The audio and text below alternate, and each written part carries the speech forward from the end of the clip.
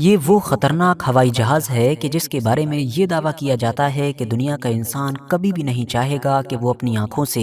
اس خطرناک ہوائی جہاز کو آسمان میں اڑتا ہوا دیکھے۔ شاید یہی وجہ بھی ہے کہ امریکہ کا یہ جہاز عام طور پر کبھی بھی لوگوں کو نظر نہیں آتا ہے، بلکہ امریکہ میں تو عام لوگوں کے بیچ میں کلیئرلی یہ کہا جاتا ہے کہ اگر کبھی آپ آسمان کے اوپر اس ہوائی جہاز کو دیکھ لیں تو سمجھ لینا کہ یہ ہماری دنیا کا آخری وقت آ چکا ہے۔ صرف اتنا ہی نہیں بلکہ اس جہاز کو تو عام لوگوں کی طرف سے ڈومس ڈے کے نام سے پکارا جاتا ہے۔ جی ہاں، یہ وہی ڈومس ڈے ہے کہ جس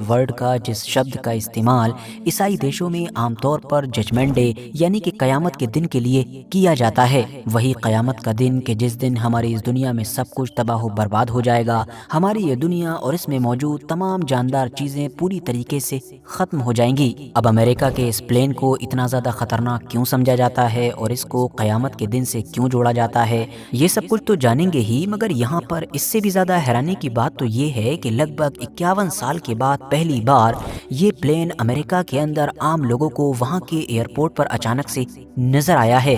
جس کے بعد سے دنیا بھر کے میڈیا میں اس کو کور کیا جا رہا ہے اور میڈیا اور سوشل میڈیا کے اوپر ہنگامہ مچا ہوا ہے۔ تو اب ایک اور بھی سوال پیدا ہو گیا کہ اچانک سے اتنے سالوں کے بعد یہ پلین عام لوگوں کو نظر کیوں آیا ہے؟ تو چلیے سارے ہی سوالوں کے جواب ایک ایک کر کے جاننے کی کوشش کرتے ہیں۔ سب سے پہلے تو یہ بات جان لینا ضروری ہے کہ عام لوگ بھلے ہی اس کو ڈومس ڈے پلین کہتے ہوں، لیکن جو اس کا اصلی نام ہے وہ E-4B نائٹ واچ ہے۔ اس کے اتہاس پر نظر ڈالی جائے تو وہ ہم کو 1960 اور 70 کے دور میں لے کر جاتا ہے کہ جب امریکہ نے اس پلین کو بنانے کا ارادہ کیا، وہ بھی اس مقصد کے ساتھ کہ یہ پلین اس دن کام آئے گا کہ جو دن امریکہ کے اتہاس کا سب سے خطرناک اور بھیانک دن ہو سکتا ہے۔ دراصل بات یہ تھی کہ یہ وہ دور تھا کہ جب دنیا میں امریکہ ہی اکیلا سپر پاور نہیں تھا، بلکہ ایک اور شکتی مطلب USSR بھی ہوا کرتا تھا، اور ان دونوں کے بیچ اپنے آپ کو زیادہ طاقتور ثابت کرنے کے لیے دنیا کے الگ الگ علاقوں میں ٹکراؤ کی استھتی بنی رہتی تھی۔ اب دونوں ہی پرمانو شکتیاں بھی تھیں، تو اسی لیے دونوں کے بیچ کئی بار ایسی کنڈیشن بھی آ جاتی تھی کہ جب پرمانو یدھ کا خطرہ محسوس ہونے لگتا تھا۔ بس اسی خطرے سے نپٹنے کے لیے ہی امریکہ کے دوارا یہ پلین بنانے کا فیصلہ کیا گیا تھا، کیونکہ ہم سبھی ہی بڑی اچھی طرح سے جانتے ہیں کہ اگر دنیا کے کسی بھی شہر کے اوپر یا کسی بھی علاقے کے اوپر پرمانو اٹیک ہو گیا تو وہ علاقہ پوری طریقے سے ختم ہو جائے گا، وہاں کے انسان یا وہاں کی باقی چیزیں کچھ بھی کرنے کے لائق بچیں گی ہی نہیں۔ تو امریکہ نے سوچا کہ اگر فیوچر میں کبھی بھی اس کا کوئی طاقتور دشمن اس کے اوپر پرمانو اٹیک کرتا ہے تو اس کے کسی شہر میں یا خاص طور سے راجدھانی میں ایسی کنڈیشن پیدا ہو جاتی ہے، تب بھی اس پلین کے ذریعے سے نہ صرف امریکہ کی حکومت چلتی رہے گی بلکہ اس کا پریزیڈنٹ، اس کے باقی منسٹرز یا باقی جو جنرلز وغیرہ ہیں وہ سب محفوظ رہیں گے اور پلین کے اندر رہتے ہوئے ہی دشمن سے جنگ کرنا بھی جاری رکھیں گے۔ جی ہاں، یہ جو پلین ہے اس کو امریکہ کے ان چند لوگوں کو نیوکلیئر اٹیک سے بچائے رکھنے کے لیے بنایا گیا ہے کہ جو چند لوگ پورے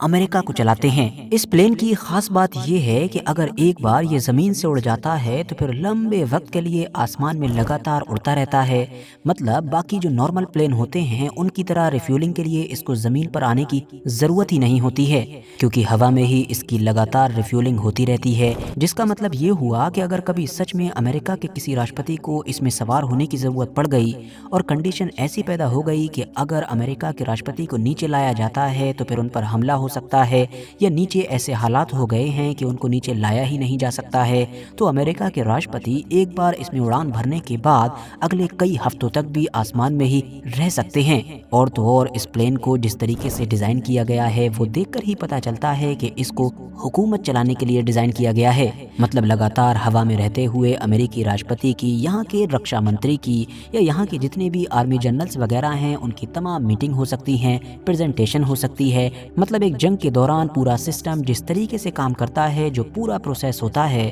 وہ پورا پروسیس اس پلین کے ذریعے سے ہوا میں رہتے ہوئے انجام دیا جا سکتا ہے۔ ایک اور دلچسپ بات تو یہ ہے کہ اگر دشمن اس پلین کے اوپر ہی اٹیک کرنے کی کوشش کرے تو یہ بھی آسان نہیں ہوگا۔ اس کی مین وجہ یہ ہے کہ سب سے پہلے تو اس کو ان تمام F-35 فائٹر جیٹ سے نپٹنا پڑے گا کہ جو چاروں طرف اس کی حفاظت کے لیے ہوں گے، اور اس کے بعد بھی خود امریکہ کے دعوے کے مطابق اس پلین کو اس طریقے سے بنایا گیا ہے، اس طریقے سے بلڈ کیا گیا ہے کہ اس پر اٹیک کرنا आसान नहीं है। इवन इसके इंटरनेट सिस्टम को भी ख़त्म नहीं किया जा सकता है। यहाँ पर इंटरनेट लगातार सैटेलाइट के ज़रिए से मिलता रहेगा। यहाँ पर ये बात भी जान लेना ज़रूरी है कि इस तरह का सिर्फ एक ही प्लेन नहीं है, बल्कि अमेरिका के पास 4 प्लेन्स हैं। उसकी मेन वजह यही है कि इस तरह के जो एडवांस प्लेन होते हैं, हमेशा उनकी मेंटेनेंस की ज़रूरत भी पड़ती रहती है। तो अगर एक प्लेन पर काम चल रहा है तो दूसरा प्लेन हमेशा एक्टिव रहना चाहिए, क्योंकि जिस तरह के हालात के लिए इसको बनाया गया है, उस तरह के हालात कब पैदा हो जाएं ये किसी को नहीं पता। तो अब हम ये भी कह सकते हैं कि पिछले 50-60 साल से, मतलब जब से ही ये प्लेन बना है, जब से कोई ये गायब नहीं है बल्कि हमेशा एक्टिव रहता है।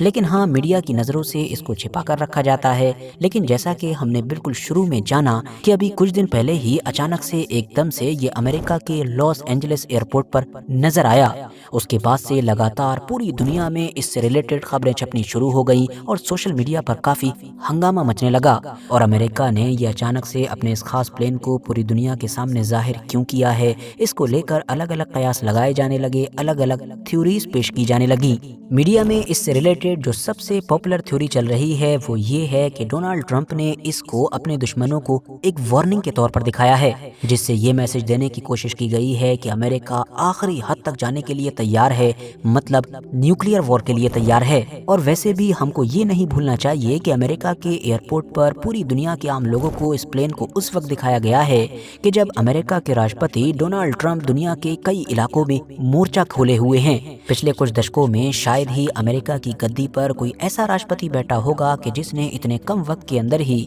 दुनिया के इतने ज्यादा इलाकों पर हमला किया हो या फिर हमला करने और जंग छेड़ने की धमकियां दी हो। क्योंकि चाहे रशिया हो या चाइना, ईरान हो या वेनेजुएला, ग्रीनलैंड हो या फिर मैक्सिको और क्यूबा, हर तरफ ही डोनाल्ड ट्रंप का मामला गर्म नजर आ रहा है। किसी पर टैरिफ लगा रहे हैं तो किसी को लगाने की धमकियां दे रहे हैं, किसी के ऊपर हमला कर रहे हैं तो किसी को हमला करने की धमकियां दे रहे हैं। शायद यही तो वजह है कि इस माहौल में अचानक से इस तरह से इस प्लेन का सामने आ जाना एक बड़े मैसेज के तौर पर देखा जा रहा है। बाकी इस पूरे मुद्दे पर आप लोगों की अपनी पर्सनल राय क्या है, कमेंट्स बॉक्स में ज़रूर बताएं। आज की इस वीडियो को हम यहीं पर ख़त्म करते हैं। वीडियो अगर जानकारी से भरपूर लगी हो तो लाइक कर सकते हैं, दोस्तों के साथ शेयर कर सकते हैं। और हाँ, ऐसे ही नॉलेजेबल और हिस्टोरिकल वीडियोस हमेशा देखने के लिए हमारे इस चैनल को सब्सक्राइब करने के साथ साथ बेल आइकन को ज़रूर प्रेस करें।